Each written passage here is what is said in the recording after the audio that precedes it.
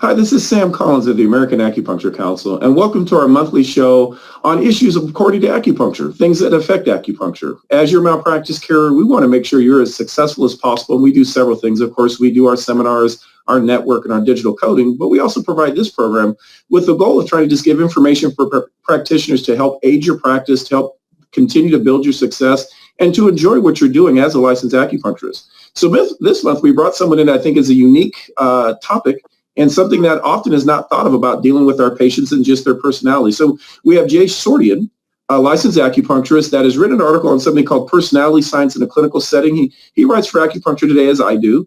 And his specific issue today, or thing he'll bring up with us today, is about just understanding your patient and their personality. So Dr. Jay, welcome. I'm really happy that you spent some time with us.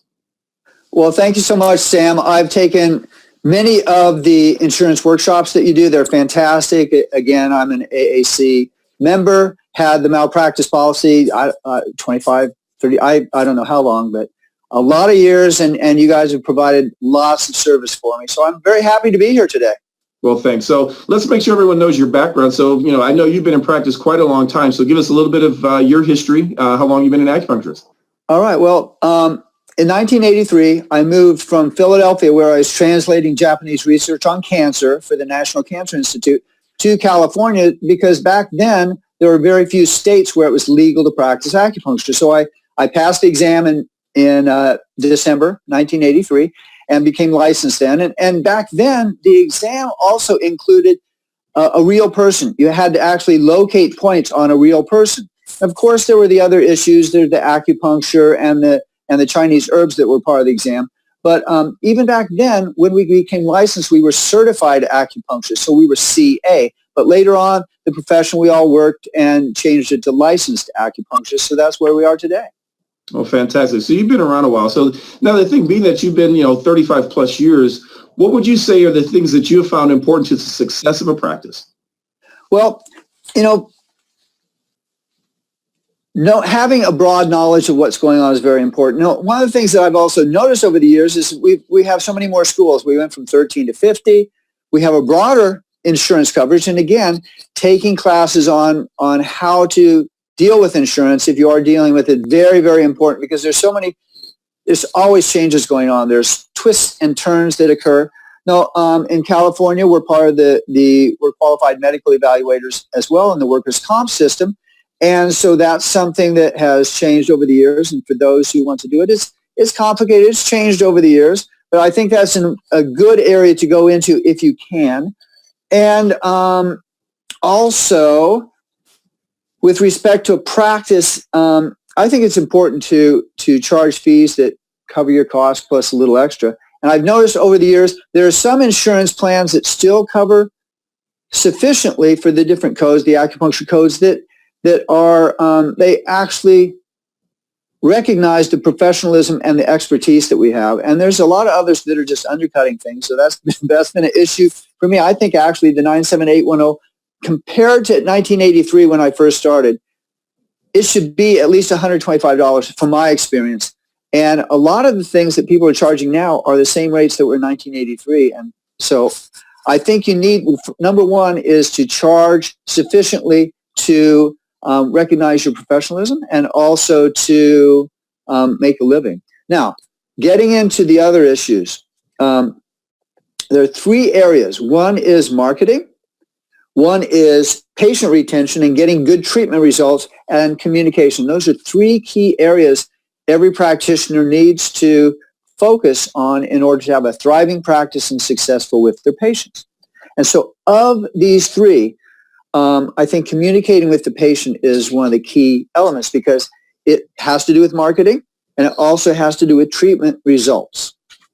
Okay, so we're dealing with the patient. We have to communicate. So now that's what really piqued me. I read your article that was in AT. That was this past February, and it talked about communicating with the patient with their different personality types. So can you kind of give me, what's the basis of that? Because each patient being a little different, you're saying we should communicate with each patient slightly differently? That's correct. When we communicate face-to-face, here we're speaking in English. Now, if you spoke Chinese and I only spoke English, there would be a big barrier there. So it's important to speak in the other person's language. And that doesn't just mean like speaking Chinese if they speak Chinese, Japanese if they speak Japanese, Tagalog or Spanish. Of course, that's helpful. That's a good thing. But actually what I'm talking about is languages have, there's a structure of values that is integrated into language and how we speak back and forth. And if we better understand the other person's values, then we can speak in a way that touches upon those values, and that resonates more deeply at an emotional level, and we create a stronger and deeper connection with that patient, and that's going to improve our success. So well, then how do we choose, or what are we saying we're doing with this patient then to understand is it a personality type? What are you looking to recognize in order to get that better communication? So there are a variety of different models. I'm going to talk a bit more about B.A.N.K code, which is a personality typing system here, and that's what was the focus of the article in the Acupuncture Today, February 2018 issue.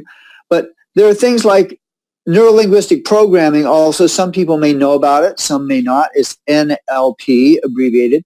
And for example, when I'm educating a patient, it's important for me to know whether they're very visually oriented. If they are, then I will bring out charts and I'll bring out models. And then I use those charts and models to explain what's going on. And because they're visually oriented, that resonates with how they learn. And if someone is kinesthetic, which means more feeling oriented, if a person is speaking more slowly in general, then sometimes it may want you to jump in and fill the space. If they're speaking very slowly, it means that they are more feeling oriented. They're more kinesthetic. And so maybe bring out a model and have them hold it. Or as you're working with them, you're going to do more palpation of the body because that is what resonates with them. That's how they communicate more effectively. So that's one model. That's neurolinguistic programming. Now, for the past 5 years, I've been certified and licensed in what's called B.A.N.K code personality system. And that particular communication system helps to improve compliance.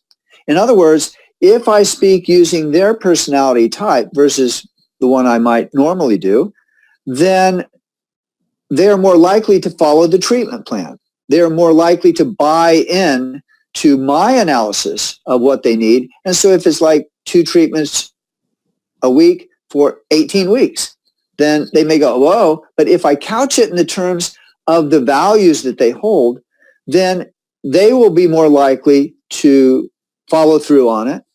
I will get great success. They will get great success. And so that's where both marketing, treatment results, and communication all come together. So, okay. So in other words, we're looking at a patient saying, we're coming up with a treatment plan and what they're going to need, but we've got to communicate it in such a way to them that they get the understanding so they'll complete that treatment plan and understand it. Now, you said something called B.A.N.K, so I'm assuming B.A.N.K. So what does that mean to us? How am I going to use that? So B.A.N.K stands for the 4 letters of the 4 personality types that this system promotes or has discovered. And B stands for blueprint, A stands for action, N stands for nurturing, and K stands for knowledge.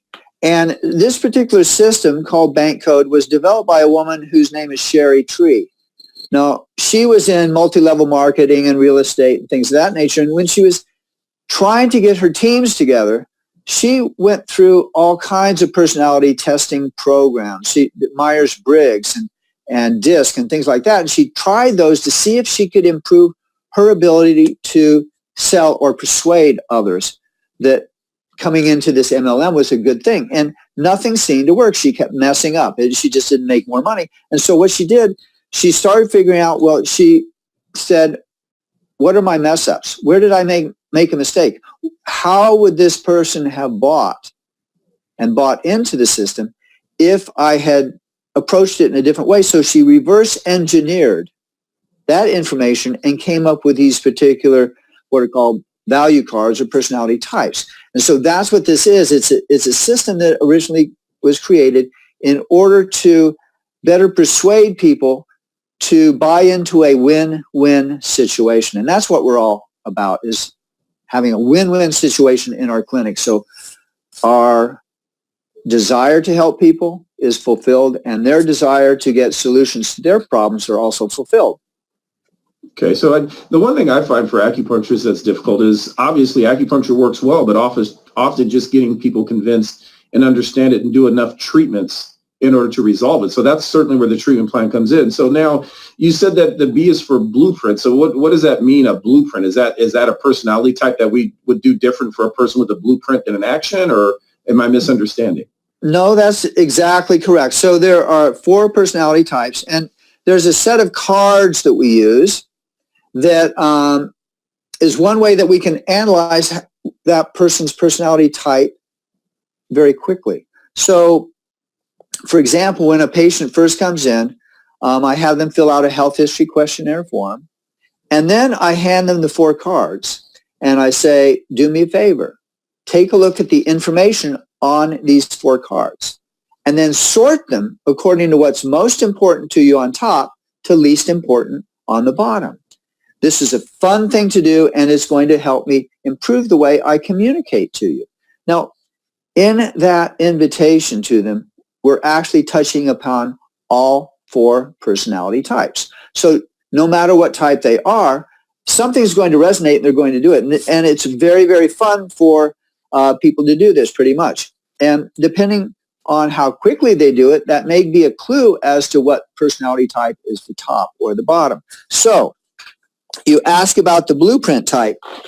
So blueprint is blue because that is sort of like the paper that's used for blueprints. It's something that's very structured. It's a step-by-step process. It has a lot to do with credentials. So if this person is a blueprint type, then for one thing, they are risk averse. They want everything to be very predictable. They want safety. So if this person is blueprint, then first of all, you may say, well, I have this credential, that credential, this credential, that credential. And so that may give them a little more assurance that you know what you're doing. Also, when you're going through the treatment plan, you say, no, we have a step-by-step process that's proven. And so that step-by-step and proven is matching how they feel about the world, the fact that they don't want to take risks. They want everything to be comfortable and secure. So that's like an example of the blueprint type person. And one of the things I did I've been doing this 5 years, and so I did a survey of many of my patients, and all the new patients, obviously, when they come in, they do this. And the patients who I haven't done this with, I actually do this as well. And I did a survey because I'm more the knowledge type, which has to do with learning and research, and so I like to do these little research projects. And I'm a little skeptical, so I want to see, is this really real? Does this really work, or is it totally bogus? And so the survey that I did of my patients, I found that 66% of the patients were actually nurturing type. And that was kind of surprising to me. And none of that was nurturing type as the first personality card. And none of them were the blueprint type. And that was very interesting to me, because I was thinking, well, what is it about my practice or myself that is creating this? At least 25% of the population is not coming in to the practice for some reason. And so the blueprint type is more traditional. It has to do with traditions. And so I think they're a little more skeptical of acupuncture. It may be more difficult for them to say, oh, well, this isn't traditional medicine, so it's less likely for them to spontaneously decide to go into acupuncture. But anyway, that's sort of the blueprint type. Okay, so now let's just say, because I see here that the blueprint, then there's one that says nurturing, the N, which makes sense to me. But for instance, what might you do if someone is a blueprint type in doing a treatment plan compared to a person that's an action type? What approach do you do differently for either? All right, very good question. So the action type individual is someone who likes fun. They're very spontaneous. They are interested in freedom and opportunity. And quite often, the action type, if you run a pretty tight ship in your practice, in other words, someone is supposed to come in at 9, they have to be there at 9 or a little before that. The action type person is going to be exactly at that time or a little late. So you have to anticipate that that's what's going to happen. No, the blueprint is sort of the opposite. They tend to show up 15 or 20 minutes early, and to them, 15 and 20 minutes early is on time.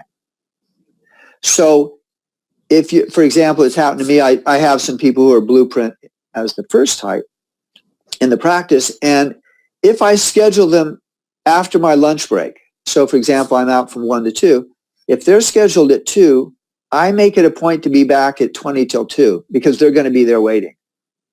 And so an action type I could show right up at 2 and they're probably coming in the door at the same time as I am. That's one thing. It's a behavioral difference as far as the treatment plan. The action type person wants to get in and out as quickly as possible because they're all about let's get stuff done. And so if you tend to have longer acupuncture treatments, you might want to shorten them for that person. And that will be okay with them because they want to get in and out.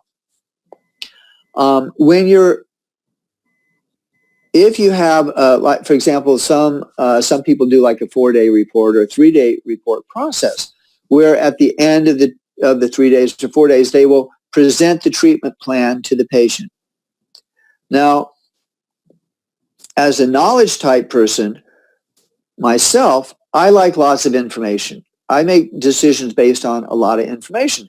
So in the past, I would create this fairly thick report that has all the different lab tests and tongue and pulse and charts and things of that nature that I would show the person as a way to walk them through it and say, this is why you should do it.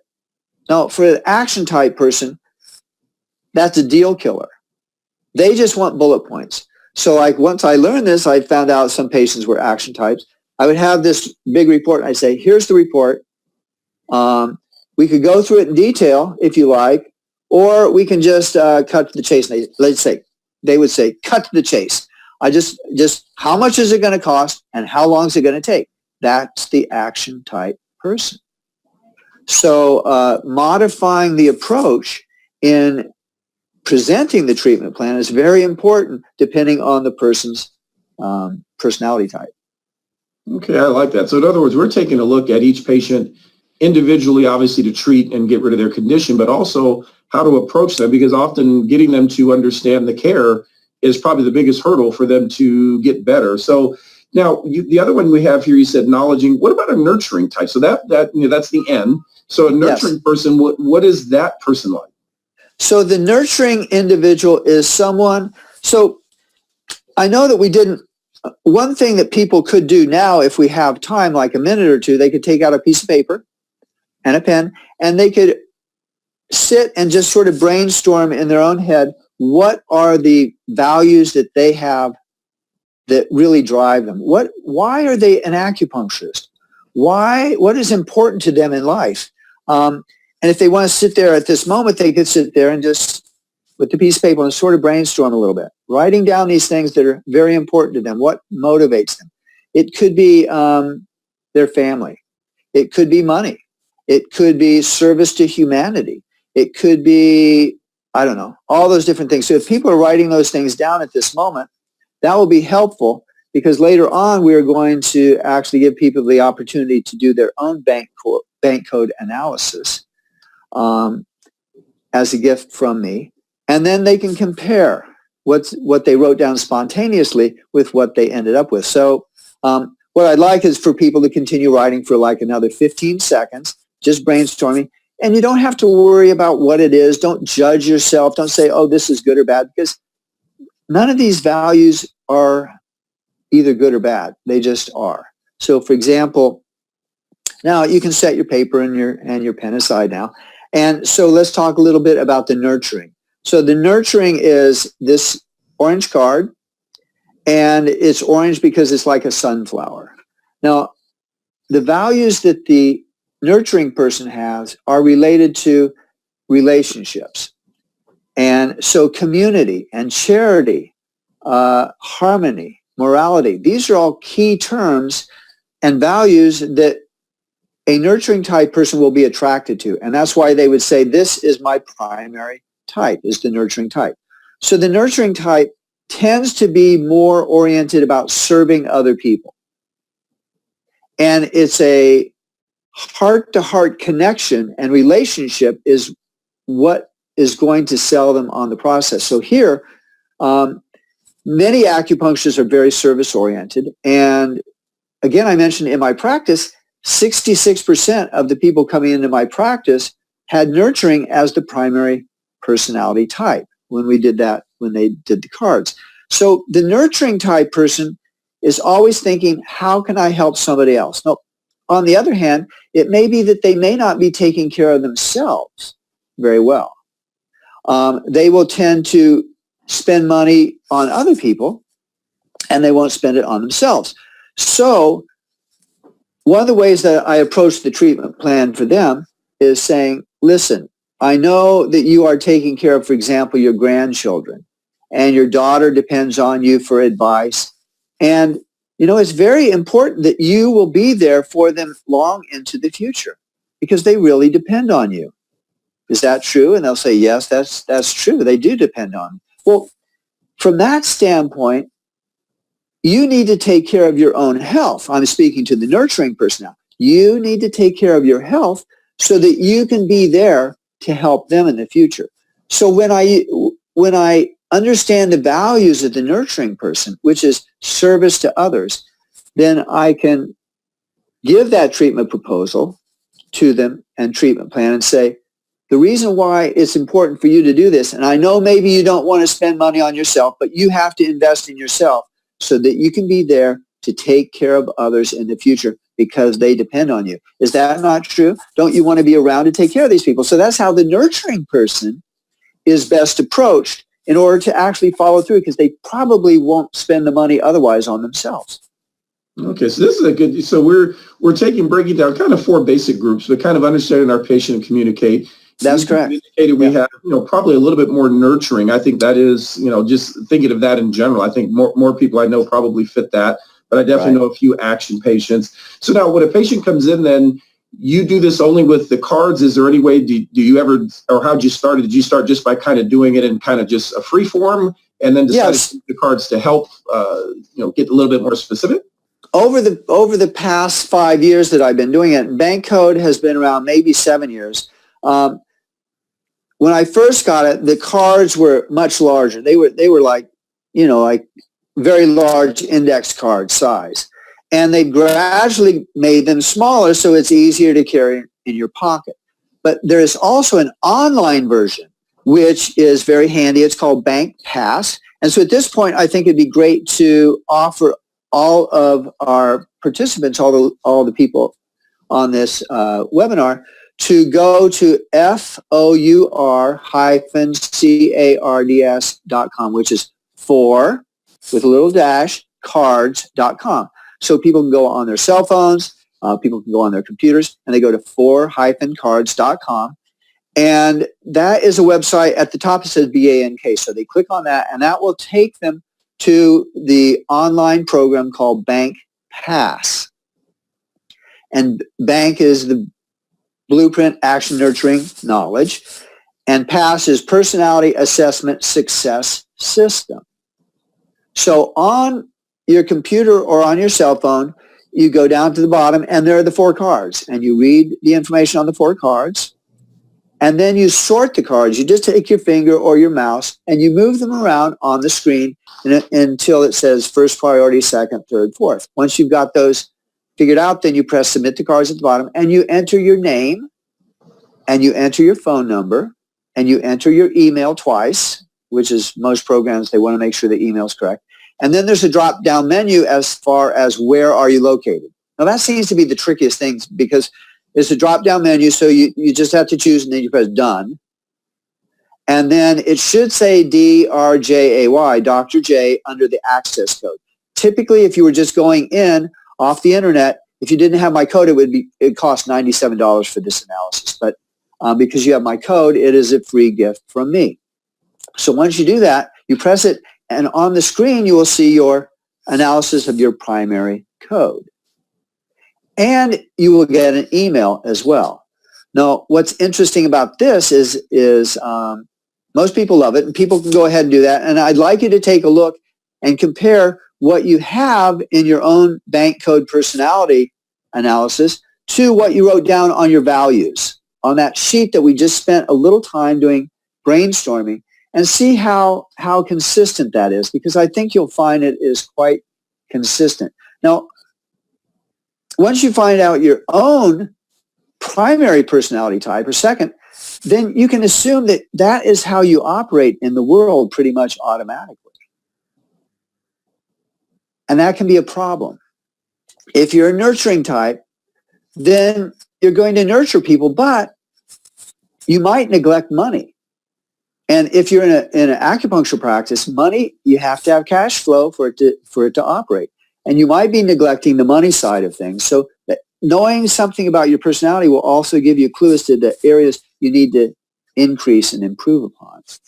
Well, I like that, Dr. J, because that's certainly, I think, something that often is missed. Acupuncturists will give away more services because they're nurturing, which is good. So it's, in fact, we really are going to do two things here. Get a better understanding of our patients to make sure we're communicating with them, but also understanding ourselves and how we can make ourselves better. Nothing wrong with being nurturing, but there are going to be times, I think, to take off that nurturing hat and put on a business hat. So that part I like. So kind of as a wrap-up, I'll say that this is an interesting way of approaching. I think many of us probably have thought of this a little bit, but never really took it to heart to really break it down in the way that you've done. So you mentioned the 4 cards, so they can go there with that. So I appreciate that. Do you offer any courses? Do you teach anything or anything? So I'm going to make sure that if someone wants to contact you. So yes, Sam, I have a continuing education program that provides 10 hours of continuing education units right now for California, but I hope to do it nationally. People can go to, again, 4-cards.com to get information about that. The online program is the full access program that Bank Code has. So it actually has not only just the fundamentals, but it also has the more advanced programs. Now, it is a subscription basis, so I just want to be clear that if you're going to do only the 10 hours, within 28 days, you need to cancel the subscription and make sure that you've finished that fundamentals part, or else you will be charged ongoing. There is there's probably tens of thousands of dollars worth of other sales, education, etc., that you have access to, and so you may want to continue on with it. But there's also, I also am available as a trainer to come to schools or to companies and to talk about this and do in-service, and it's a lot of fun. People often find that knowing what their personality type is and then interacting with others is very helpful. And the last thing is, one of the things I really love about this is that I use this at a lot of networking opportunities. It could be Chamber of Commerce mixers. It could be when I'm out doing other kinds of just continuing education classes, whatever. This is a great icebreaker. You pull out the cards and give them the script, and people love it. And you learn something about them, and it's a great way to better practice your communication skills with them.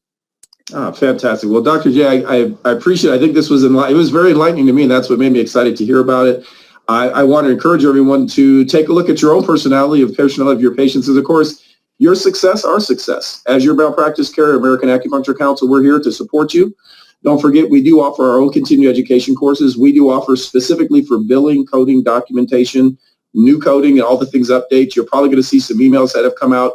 Please make sure that you're coming, because if you aren't, you're missing out on all the payments from VA and others. There's a lot of great things occurring for acupuncture, of course, because of opioid abuse. The push towards acupuncture has been phenomenal with Blue Cross Blue Shield. So take a look at our website. It's aacinfonetwork.com. Take a look at all our upcoming programs. We also offer a day-to-day service where you can call, email, or fax us with any type of issue. Could be coding and billing, but also just help with dealing with a denial. We're here for you at the American Acupuncture Council, and we thank you for spending some time with us. And thank you, Dr. J. We really appreciate your time. Thank you, Sam, for all the hard work you do for the acupuncturists across this country.